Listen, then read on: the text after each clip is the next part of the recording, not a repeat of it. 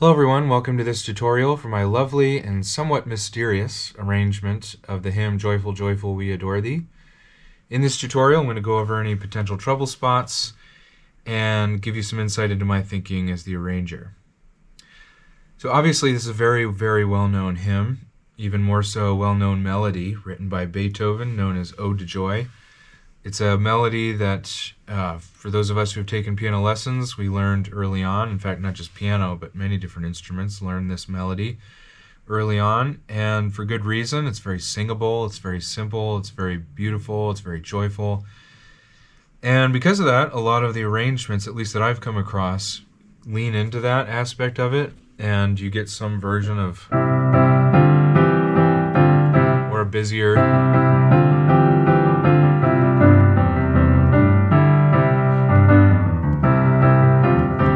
something like that, which is a lot of fun. It's very joyful, it's very appropriate. I love those arrangements. But it was my turn to arrange it, and I wanted to do something different, not only to set myself apart from other arrangers and my arrangement apart from other arrangements, but because I think when you package something differently that's very well known, it sheds a different light on the truth. It doesn't change the truth, it doesn't change the message, or I didn't alter the melody in any way. It's very much intact. You could very much sing along with it, and it goes from verse 1 to 2, 3, 4. So nothing fundamental about it has changed, but by changing the packaging of it, it just makes us think differently about it, and I think that's a good thing. So what I did was I leaned into some modes, some musical modes, by flatting the 7th and the 6th. Making a B flat instead of a B natural and an A flat instead of an A natural, you get a kind of, I don't know what you would call it, like a somewhat cinematic sound, celestial, very rich, exotic kind of sound. And so I borrowed from that scale, and I also didn't make it, super energetic. It starts off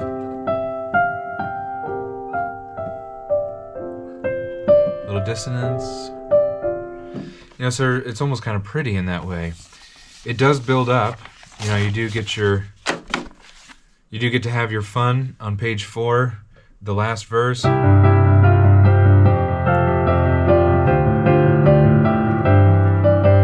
But it doesn't last long before it goes back to that.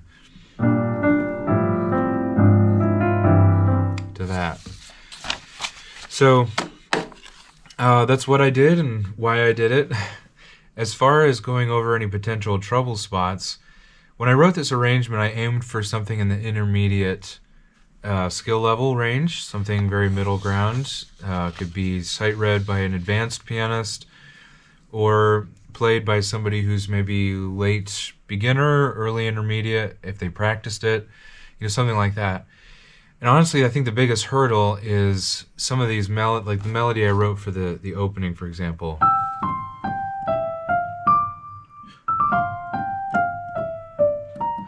It's a very simple melody, but your fingers can get kind of finger-tied.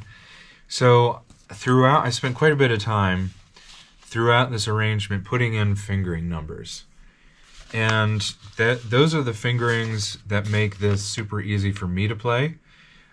Given my hands, the size of them, the technique that I've learned over time, etc., my habits, is what's easy for me to play. Feel free to change those, but I did want to draw attention to it, because I did spend a lot of time working those out, and I think it's at least a good starting point. Don't ignore those as you're sight reading it, as you're learning it. Pay attention to the fingerings, because I think that will make it a lot easier to play if you follow along. Just little moments, like here on page 2, playing that C with your pinky at measure 25. It just sets you up. Or if you want to go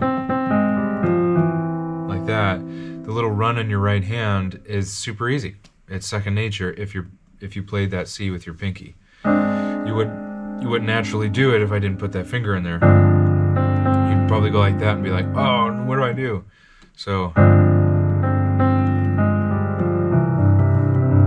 like that. When you get to verse 2 at measure 32, you've got parallel sixths, and if you watch my tutorials regularly, you know that I'm obsessive about parallel sixths. You can just play them like that, and you get what you just heard. You get something very choppy. But if you work really hard to with the fingering to make sure that the sixths to the greatest extent possible are played with consecutive fingers rather than just the same fingers, then you get much more legato.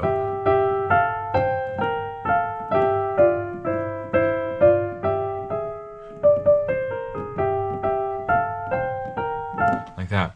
So I put in all that fingering. Again, you might want to change it, but this is a good starting point for you. And honestly, when you do that, it does make it way easier to play, in my opinion, because otherwise you're just like, you're kind of blind if you're just doing this, especially when you start throwing in the accidentals and there's some fifths, not just sixths. Then you're just sort of shooting at the dark, unless you have it memorized and you can watch your hand. So it just makes it easier and more exact.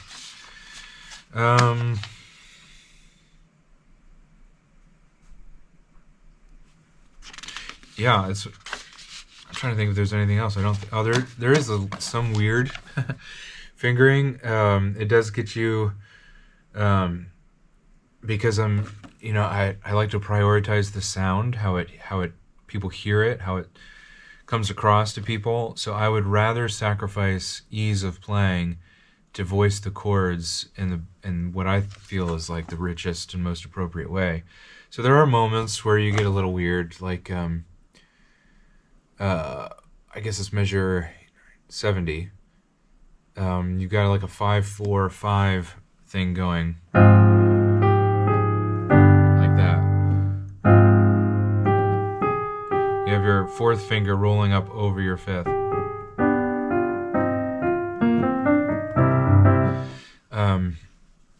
That for me is the easiest way to play that. It's not a mistake. If it is a challenge for you to play that and you want to play it as written, then just take it slow, and in those treble finger spots, just rock back and forth. If you ever did Hanon exercises, is essentially you're kind of making up your own little micro Hanon exercise, and just go and then work it back into the music.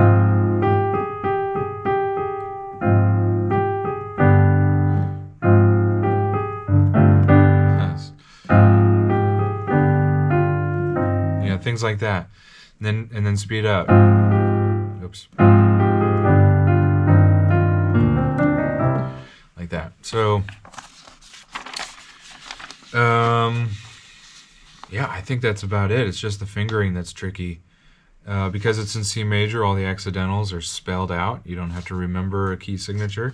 It does modulate briefly in the instrumental section. Switches over to E flat major, and so now we're kind of getting out of that modal vibe, and then it stays in E flat major, but very simple before it modulates back to C major. So anyway, I just thought that was a cool sound. Anyway, I hope that tutorial has been helpful for you. I'm really proud of this arrangement. I really like it personally. I realize not everybody will like it, and it's not appropriate for every occasion, and all of that's totally fine. I write a lot of arrangements, so to get to do something a little bit out of the box was a lot of fun, and I'm proud of how this one turned out. So I do hope you feel the same way. I hope that you get a chance to play this for other people, and that they are blessed by the fresh packaging of it. So thanks for watching, and I'll see you in the next tutorial.